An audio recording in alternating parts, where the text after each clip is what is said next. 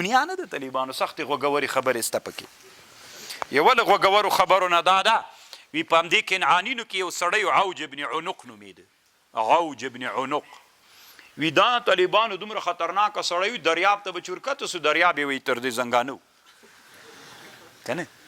نو دا به وایي چې مایي ته به یې زړه څه سره لاس به یې کې ور واچو راګیر به یې کړی سه مار ته ونیو کباب په سو ته به یې خوړه که نه نو دا طالبانو د عوج ابن عنق خبره مطلق غلط امام سیوطي یو کتاب جوړ کړی الاوج فی خبر العوج دروغ د طالبانو دا روح المانی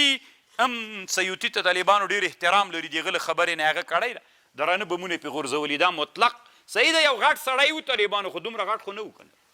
که نه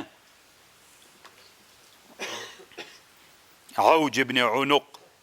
او دوی طالبانو هلته وی دومره غټ غټ ول طالبانو د سر په کاسه کې دا کنعانیان